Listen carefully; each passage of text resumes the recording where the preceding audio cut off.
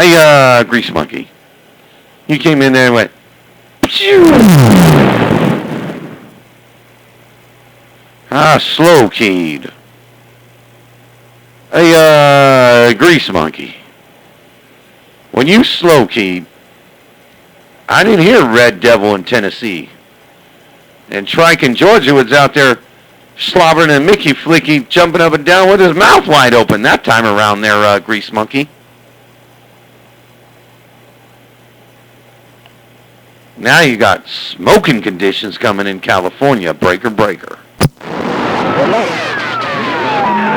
Tennessee, 124.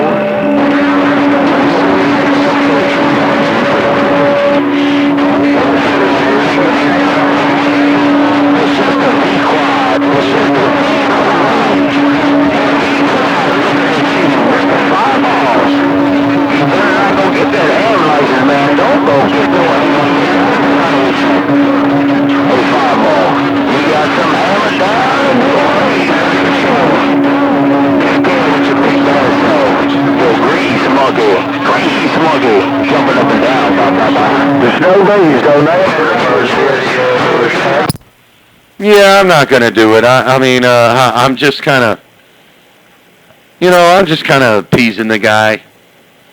You know, he brought the book over. I got it right here, man, sitting on top of my Cobra 29 GTL. I haven't even read one word on it, Grease Monkey. I haven't even read one word in it. You take the test and you can read all the stuff and do all that, and I don't know, man. I mean, he gave me a radio, real nice radio. Who knows? I might talk on it.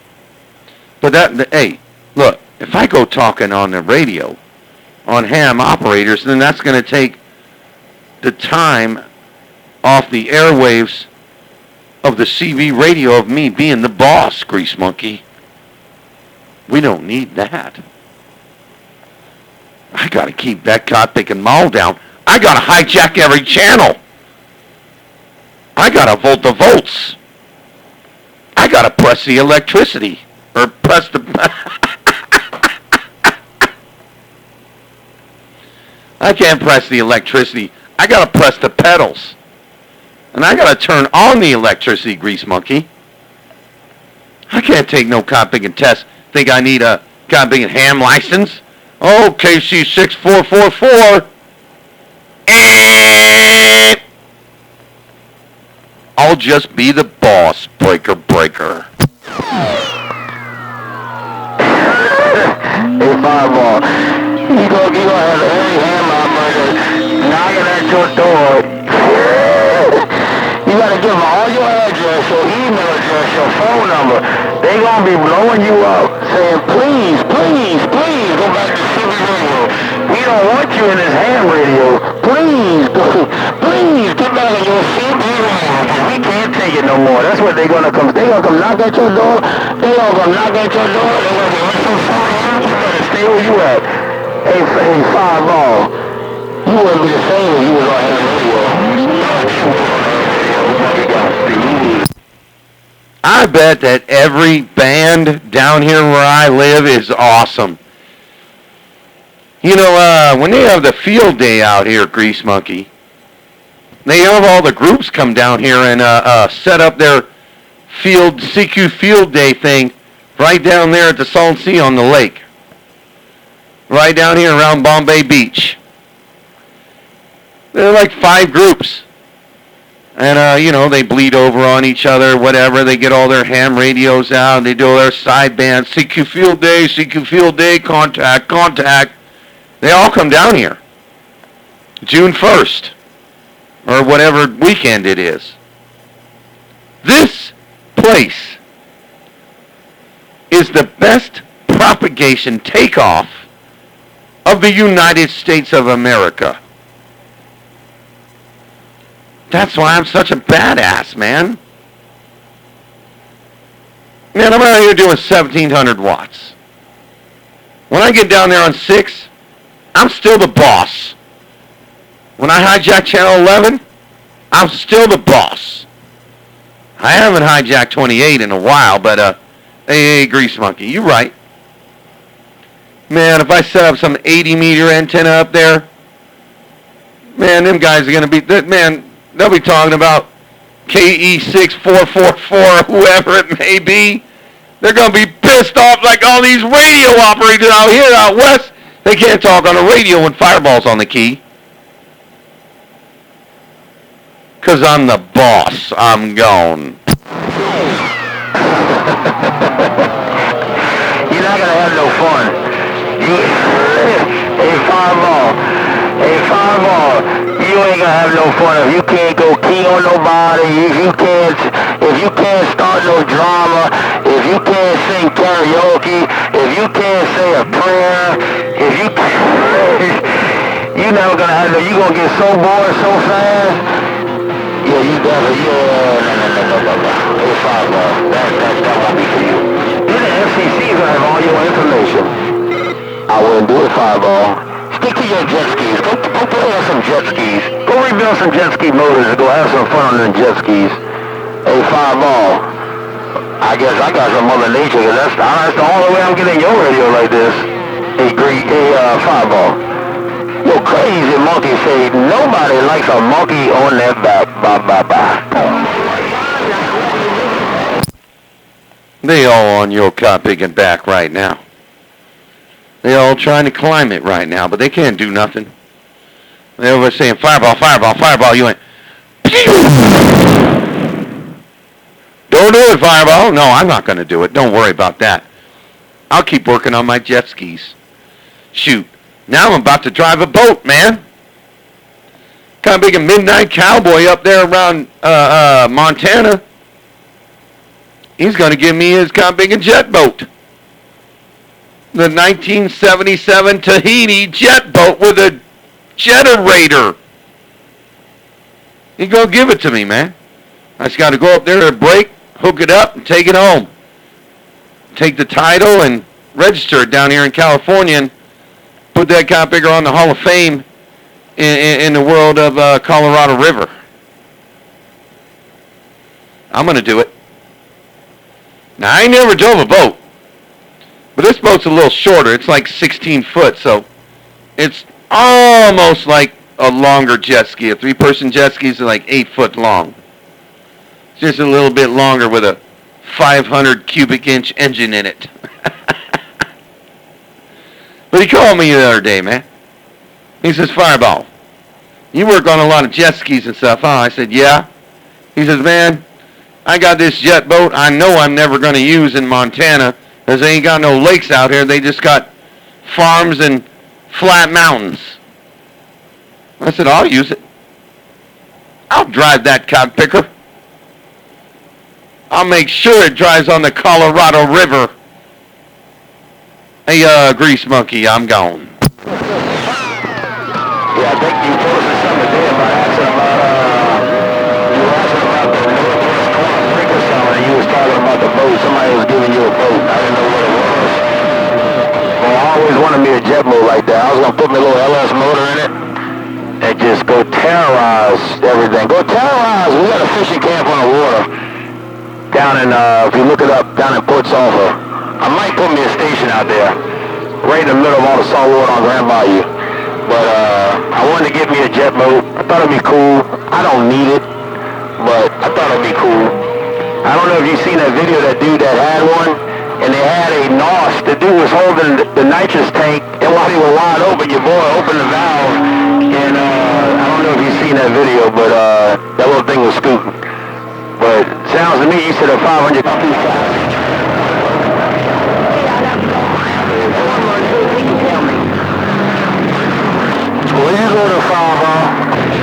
No, I'm still here. You dropped off or something there. No, I was listening to the whole thing. But I don't know if I'm going to be able to, man, I'm not a boat driver. So I really got to learn how to, I could drive a jet ski, slow it down, turn, dock, all that. I could do that. Not a problem. But you got to remember, man, down here at the Colorado River, down here in Southern Cal, everybody goes down there. And so many boats, so many people. I don't want to be that guy. Do you know that guy? You know that guy? That guy that don't know what he's doing, but I do have a lot of boat friends, though, and I have a lot of boat friends that have jet boats and know how to do it, but a jet ski is just a little quad on water, you know? This is a little bit shorter, so I think I might be able to make it work, since it's not some larger jet boat and open bow and whatnot, you know? So I'm hoping I'll be able to, you know, put it in the Hall of Fame for Midnight Cowboy. And he has a place in Scottsdale, so Scottsdale, Arizona, which is like only 4 hours, maybe 5 hours away from me. I'll get him down here if he can drive his own jet boat. Next time he comes down to Scottsdale, I'll take him to the river and he can show me how to drive it some more.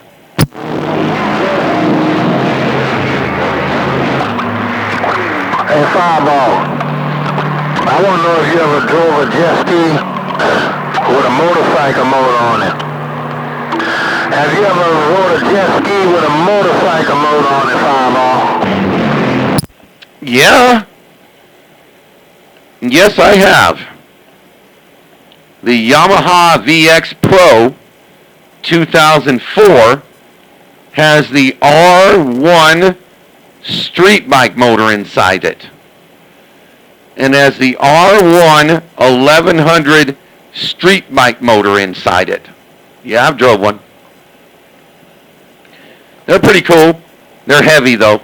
The ones I got, man, they're two strokes, man. Man, I got one sitting outside right now. It'll beat a boat. It'll tear it to pieces. It'll go 67 miles an hour. And the engine is only like 90 pounds. 3-cylinder, 1200 cc, 2-stroke. It's the shit and get, breaker. Yeah, I know what you're talking about. Hey, Fireball, my breaker tripped. We got a problem with those Yamahas down here in the saltwater. It seems like every one of them corrode really, really bad. I'm not sure if y'all got that problem over there or not. No, they don't corrode down here. What are you talking about? Shoot, you guys don't got salt water, right? Or are the swamps salt water or are they fresh water? Salt water over here. So it's all salt water. A lot of it up north, a lot of it close by me is brackish, but there's a lot of salt. But like every bolt, when you try to take one apart, everything just breaks. It's not like the Sea-Doos. I like the old style two-stroke, two-cylinder Sea-Doos. Those are pretty good over here. Well, yeah, salt water will tear it up, dude. You take anything that's salt water, even a Sea-Doo. I have a Sea-Doo. It was given to me too, free. Almost every jet ski I own was given to me. All of them. I might have bought one for $300 and fixed it up and got it driving. And even the guys that I bought it from are still driving it. You know, we go to the lake and they bring some gas and we drive around and be like, yeah, man, it still works. I was like, yeah, this is why we had to get it going on the water. You know? But yeah, salt water. Now, gotta remember, man, the old two-strokes suck up the water and put it through the head and punch it back out the exhaust. Salts them up, man, makes them rust. Oh yeah, it makes them rust big time. To work on them, I got fed up with them, and I just had enough. I like to work on the most with those older Sea-Doos, those little, like 720s or 17 cc's, little two-cylinder ones. Those are like really, really easy to work on. Oh yeah, you're talking about the 587, the one before the 787. I think it was like 522 or 554, because they didn't name it like 800 or 1200. They didn't name it like that. Not Sea-Doo. The Sea-Doo 787 was after that one, the 581 or 587, 584. Something like that. Yeah, that one. The gray and white one. Yeah, that's the best engine right there. But they only go like 30. It wasn't fast. Well, the one I had, it wasn't the 500. There's a step up from the 500. I'm trying to remember. I thought it was like a 6 or 7. It's right below the 800 because they made an 800, but it was right below that. That's what they call it. That's a 787. And a very popular engine. That's the one I'm running right now. The Sea-Doo XP, or the XP800, or the Sea-Doo JX, I think they call it, or that was also 787. That 787 was in like a lot of them from like 96 and up. 96 and up was the 787 and the 951. Well, roger that. That's what it was. I tell you what, though, these are very simple design motors with the Rotex valve in there. I mean, that is so super simple. It ain't like these 4-strokes nowadays with all this crap they got on them. Them damn 2-strokes are just so simple to work on. Yeah, but you're always working on them. Grease Monkey, that's the problem, man. You know, mine just blew up. I got it driving already. The engine didn't blow up. I mean, blew up like a bomb. Couldn't figure it out, right? So I get it going this year, man. Because I've had it going for like 3 or 4 years. I rebuilt the carburetors, blah, blah, blah. Kids been riding it, driving it, everything. Well, this year, I mean, there was no gas in it. The gas was empty. I was like, all right, I ain't going to worry about it. I'm going to put gas in it when I'm ready to drive it this summer. Well, I put gas in it about a month ago. 1 month ago.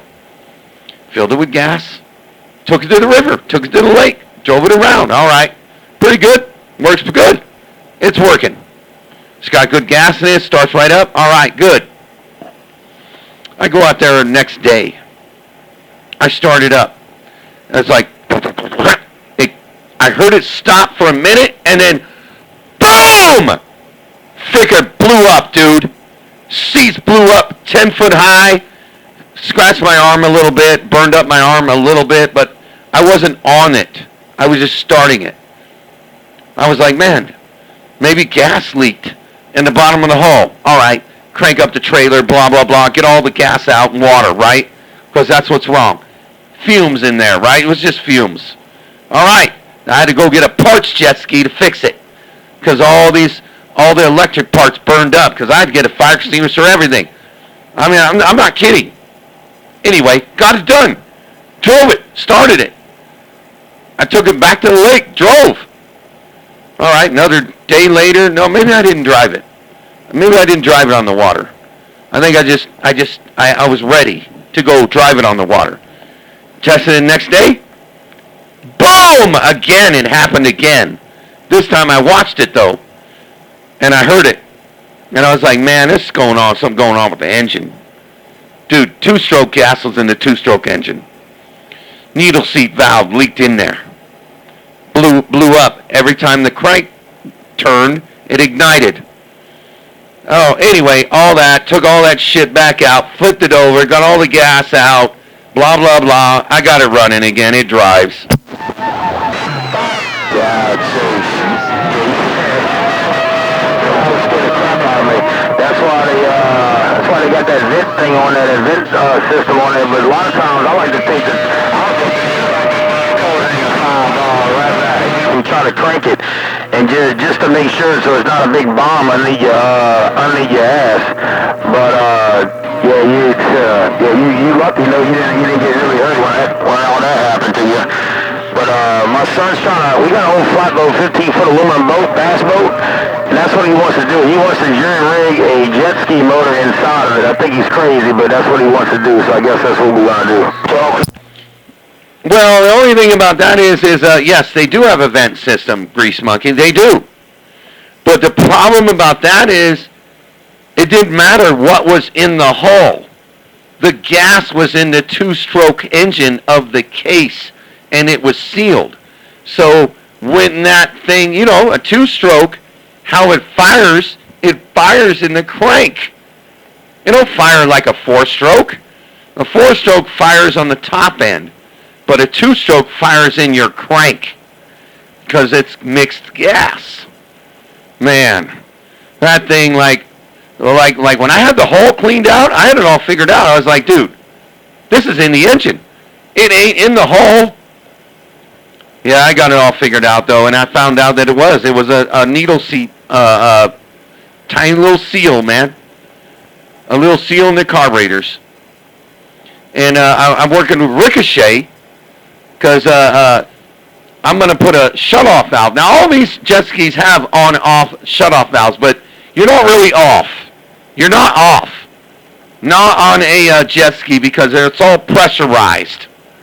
You're not on the off position. You're on the off position, but you still got gas in there.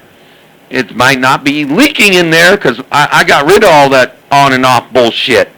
Because the petcock valve or gas shutoff switch, they get gulled up. I got rid of them all. So I'm straight. I'm straight into the carbs. Well, over the winter time, heat and getting cold, getting hot, there was no gas in the gas tank. Well, now I knew where it went. It went into that two-stroke case. Yeah, roger that.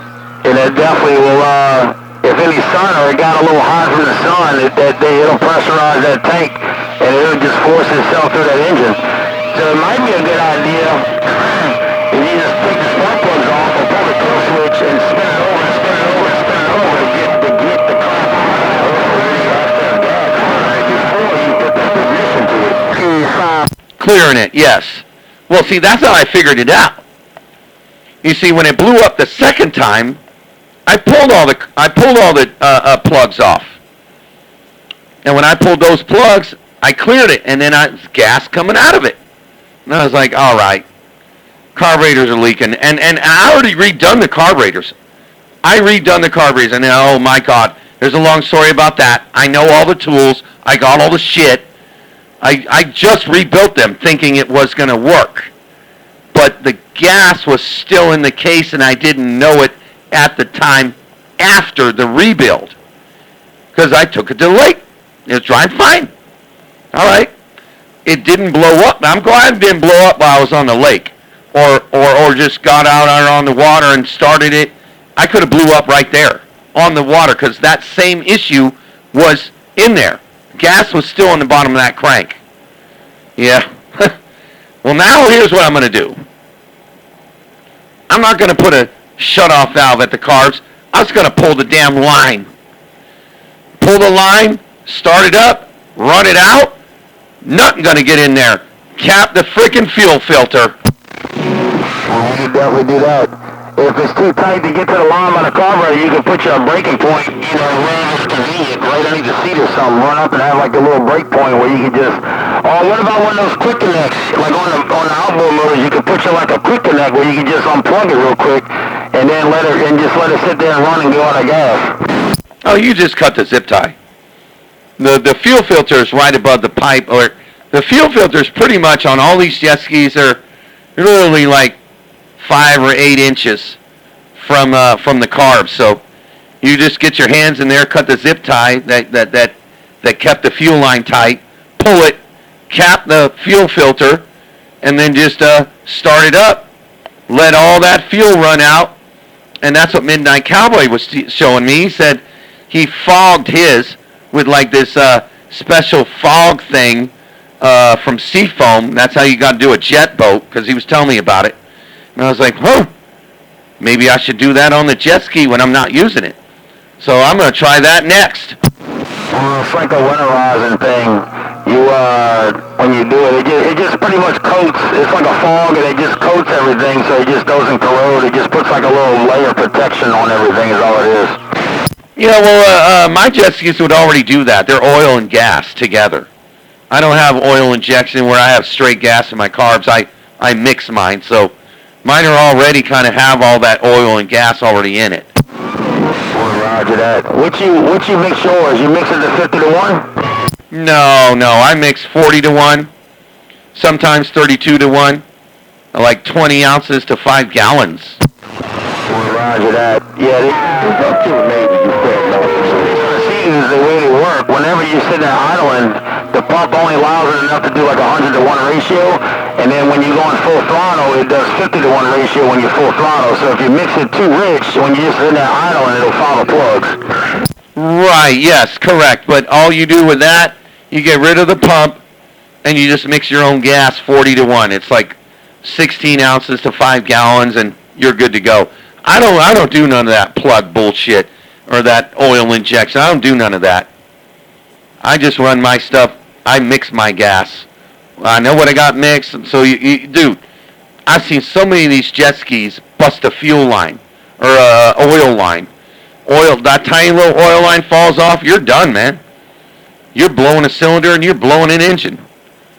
I've already seen it 100 times. That's why I mix my own gas and then I cap it all off, and that's how I run it.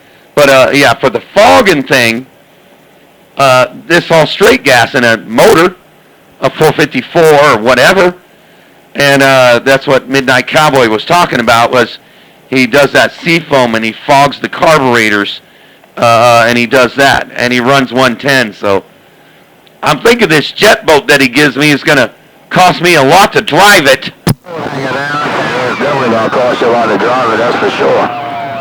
But yeah, I know you're talking about those little bitty oil lines, and then look, if they fall off, you don't even know. There's no warning, there's no nothing until you burn the motor up. You have no idea that oil line came off that little bitty fitting. And they get hard, they dry rot, and they go to cracking before they do anything.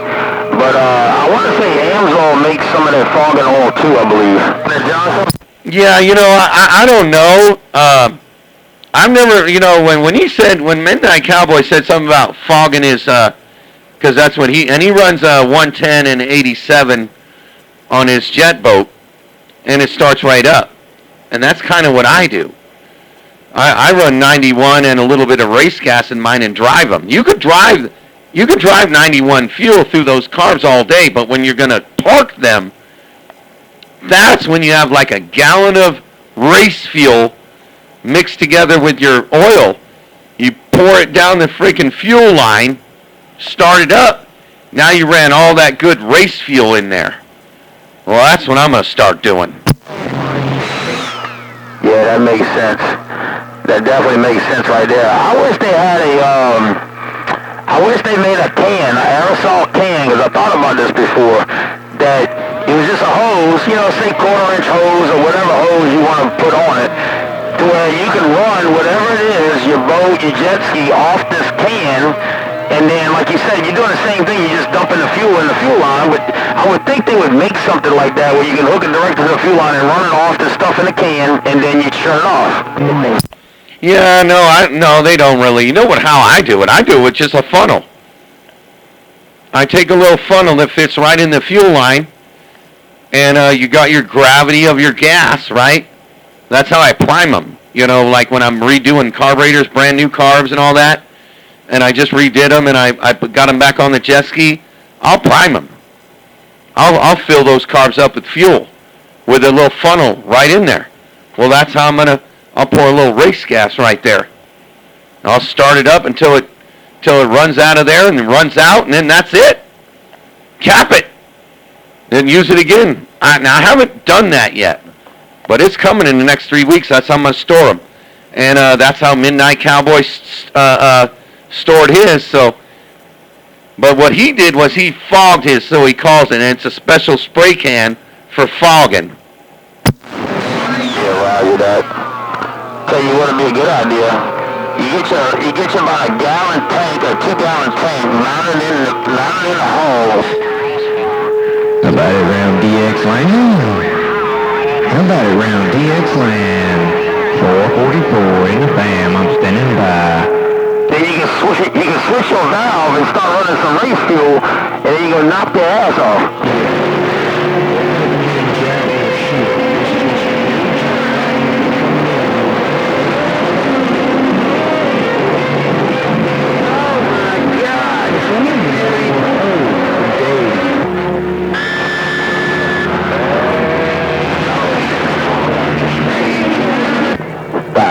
In the bird nest, Mr. Off in the waiting room. 511 OFF and Bam Bam. I'm listening.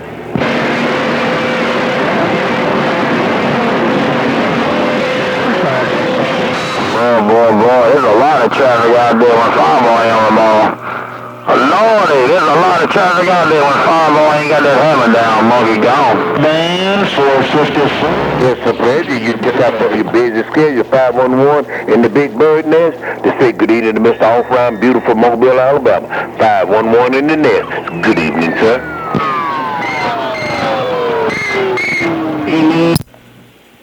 Oh, I didn't lose you. I just had to go take a piss before I pissed my pants there. Hey, Grease Monkey, I didn't lose you. I was hearing you there, but man, if I didn't go take a piss, I was going to piss my pants right here on the floor. Yeah, don't piss your pants right there on the floor.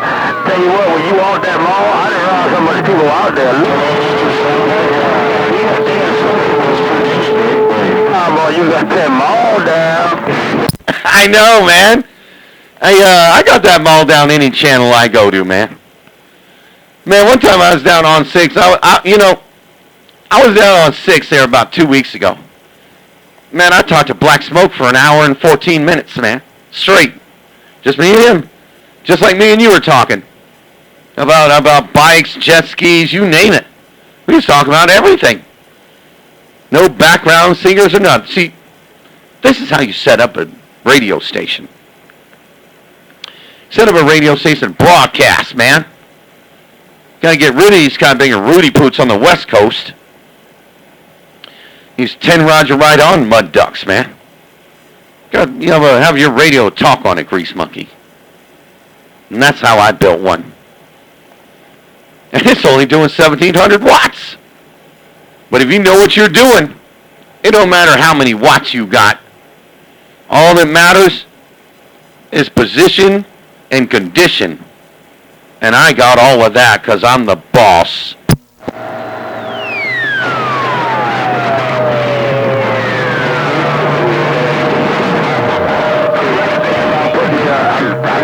We got a camp that's on the water, if you heard me say that. We got a camp that's out there on the water on the bayou down. It's in Port Sulphur if you look it up.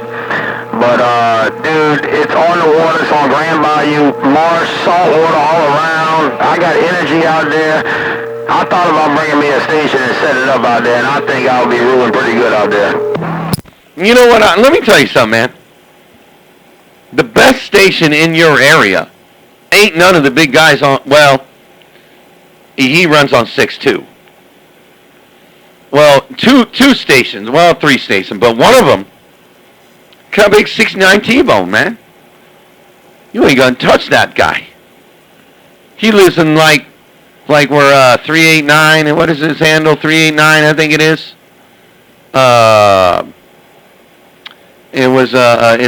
He does radios. It's Duck Hunter's friend. He lives in the sugar fields. Nothing on the radio. Nothing out there. Flat ground forever. Well, that's where 69 T-Bone lives. He ain't even doing no watts out there. Killing everybody. You must be talking about Bayou Boy. You talking about Bayou Boy? No, I'm not talking about Bayou Boy. I'm talking about 69 T-Bone.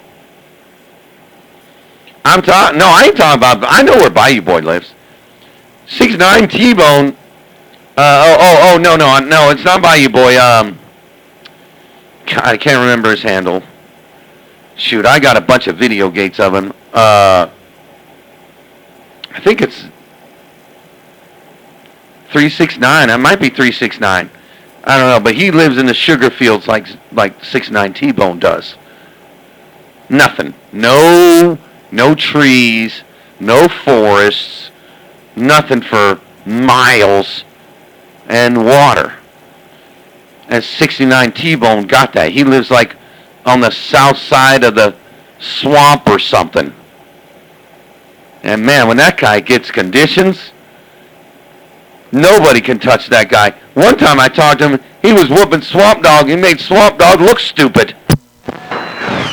Lordy, but yeah, I know. I talked to T-Bone quite a bit on Facebook. Yeah, he is in an ideal spot. He ain't got no obstacles around. Ain't like we are down here around New Orleans with all this stuff around us. But I figured if I put one down there by the camp, There ain't nothing around but water and marsh. There ain't nothing around. Well, that's where, that's where 281 goes. Like, he goes over there at Lake Pontchartrain or something like that. And the funny thing was, I was watching some TV. And I was watching Swamp People or the Log one of them. I was either watching the Log one. I think I was watching the Log one. And Duck Hunter knows all those guys, even the Log guy and the Swamp guy. They're his neighbors. Well, anyway, they were at Lake Pontchartrain getting some of those logs out there, swimming for the logs in the deep water. Well, that's where 281 talks on the radio. Oh, yeah, I know all about where they go. I was just talking to 281 today. When that monkey starts put a monkey on their back, they start calling my phone. They want to know what the monkey's doing.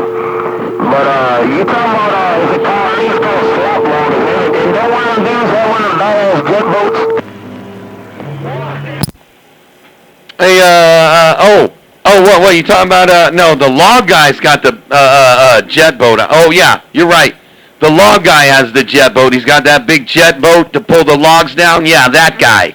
His name is it Shelby or something? It's been a long time since I think his name's Shelby. Yeah, I think so. Well, you know that Duck Hunter's neighbor is not the Log guy.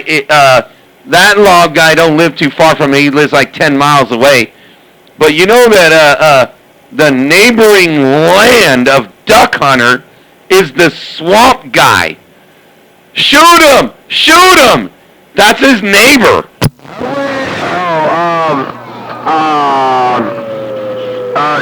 Troy Landry. Yes, Troy Landers. Troy Landers is Duck Hunter's neighboring land. That's his neighbor. His land neighbors with Troy Landers. Yeah, that's funny. Yeah, that's what he only talks to people that he knows. I think his name is Mitch. He was down here by us doing something.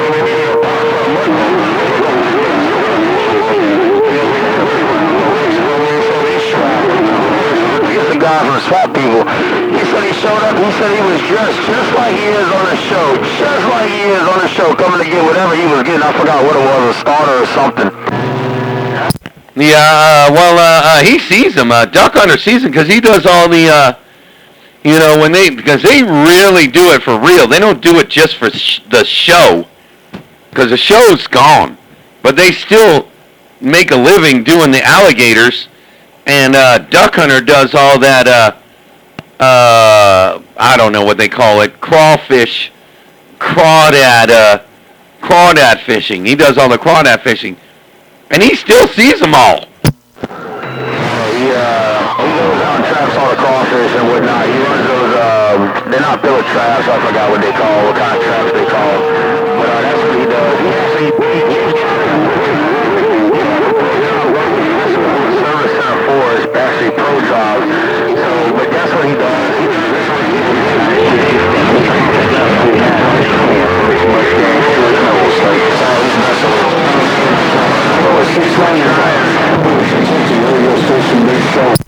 Yeah, I wanted to go down there. I was trying to go to Louisiana break, but I couldn't make the Louisiana break. I just didn't have enough money, so I couldn't go. And Duck Hunter was going to take off like that weekend if I was going to go there, but he would have lost like $700 if I went there. But I wanted to go, but that was like in March or April or something, like right when all the crawfish, when you really get bags and bags of crawfish. But he was gonna, hey, if I came there, he was gonna go to the break at least that Saturday. I still got to meet up with Bayou Boy because he has my. I had him pick me up the new DX directory over there. He went to the Mississippi break. I got to get with him Hopefully they go to the Victoria, Texas break, because that's where I'm going. I'm going to the Victoria, Texas break. That's going to be the biggest get-together of this year, is in Victoria, Texas. They're going to have AC key-down mobiles keying down for $10,000. Lordy, I didn't know that's what they were doing, that kind of money. They normally only have like 2 or 3 AC guys out there doing that. But I went to the breakdown here was Saturday. I went to the Killing Fields. T-Bone was there. I met T-Bone for the first time. Who was he with? I think he was with, was it Soul Snatcher? Who was he with? He toured with somebody. Soul Snatcher or, I can't think of the name. Bullet Bob was there, 281, I mean, shit, everybody around New Orleans was there, obviously, but, yeah, it was a good time. The weather was gorgeous. But, yeah, I didn't know they were doing $10,000 on them damn key-downs down there. Shit. Soul Snatcher was there. Soul Snatcher is T-Bone's buddy. I ain't gonna put 6 and 9 T-Bone, whatever they call it out there. They're buddies. They run each other's equipment. I'll just put it that way. And yeah, that's his buddy. And I think it's like his neighbor or something like that, you know. But and 955, with that red one was that red truck. That's who's running the Victoria, Texas break. And Knockout's gonna be there. Prime Minister Sir Mix-a-Lot, that guy, he's gonna be there. I'm gonna be there. I'm gonna be the president when I go there, dude. I'm gonna be the goddamn president out there in Victoria, Texas. But let me tell you something, man. I talked to Blue Gale. Question mark? He's bringing his AC mobile. He hasn't keyed that AC mobile down since 1987. And he said he's taken the $10,000 home to Illinois. That's what he said. And he has a big AC mobile in Mississippi. That's where it's sitting right now. He lives in Illinois, but he has an AC mobile in Mississippi. He's going to drive it to Victoria, Texas. Oh man, that's gonna be fun to see. That's gonna be awesome. Man, I wouldn't mind making that. I think old man over here was trying to get me to go to it. He told me when it was. I don't forgot when it was. But on 955 had issues down here in New Orleans. He had his alternator messed up. He had to get another alternator put on his truck, so he had a little bit of difficulties getting it to the line, but he wound up getting it done. Everybody pitched in. BBI down at BBI some bunch of stuff, and a bunch of other people was helping. Matt Hyde was helping with tools and this and that. Everybody was helping him out. But yeah, I forgot what an alternator went out or something. I forgot what it was. But so when is that break coming up? I think it's July 11th, 12th, and 13th. Because I'm leaving on the 6th. I'm driving out there. I'm driving my pickup truck. In July, in the middle of the summer. And I'm going to sleep in the back of my truck. But actually, when I get there, I'm staying there with Knockout in the cold Great Lakes. But when I'm driving there, that's where I'm going to go.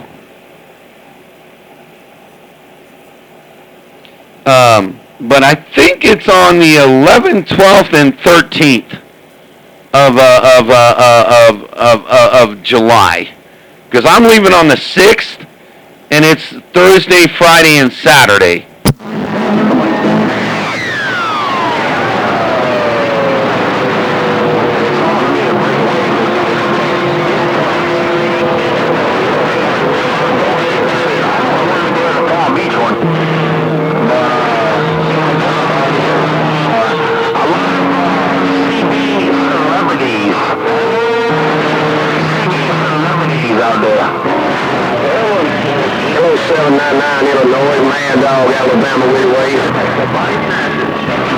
Yeah, that's the one, CB Celebrities one.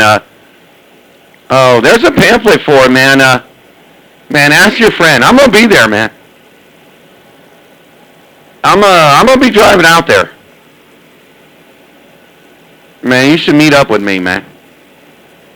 Everyone's gonna be there. It's gonna be the biggest shindig of the year. There ain't gonna be a break like it.